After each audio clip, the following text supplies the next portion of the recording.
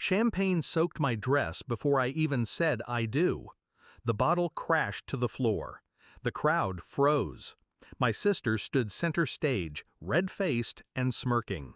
She pointed at me like I was a villain in her story. "This is what you get for acting like you're better." Then came the cake, 3 tiers of white velvet crushed by her bare hands. Gasps, silence, shattered porcelain. And then my mother, stepping in like it was all a therapy session. "She just needs to let it out." She hugged her, while I stood there, dripping in champagne and silence. I said nothing, not then. But that night, while they laughed in the kitchen, I did what no one expected. I pulled the tuition deposit for my sister's out-of-state college, canceled the wire transfer, flagged her account as suspicious activity. I froze the lease co-signed in my name. The apartment she toured last month? Gone. Voided. By morning, she had no dorm, no apartment, no plan A.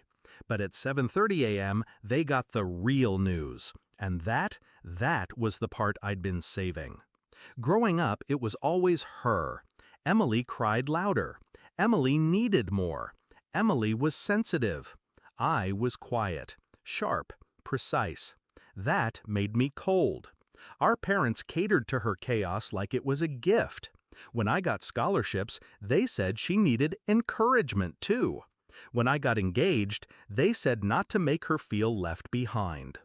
But I wasn't better. I just worked harder. That was my sin.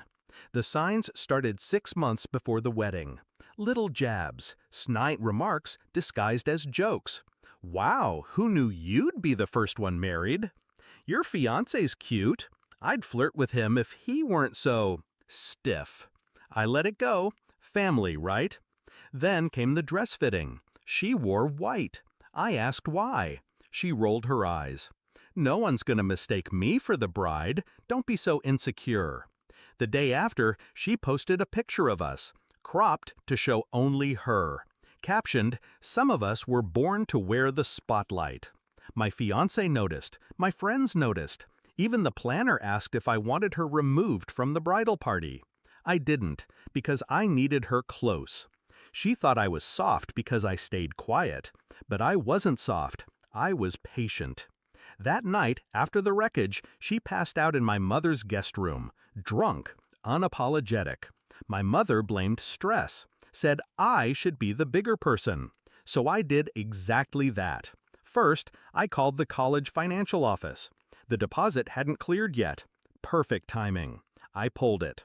Without it, her acceptance was null. Second, the apartment. I'd co-signed because her credit was trash. I flagged the lease as fraudulent. Had my lawyer forward a cease letter. Third, the scholarship board. She'd gotten a recommendation from me months ago. I emailed them a revised statement, regretfully withdrawing my endorsement due to behavioral concerns. And then, my final move.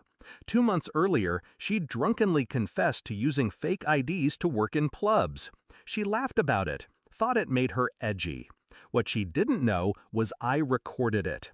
Not out of spite, just instinct. That recording, I forwarded it anonymously to her school's disciplinary board and CC'd the dean. At 7:30 a.m., Emily woke up to her name trending, privately.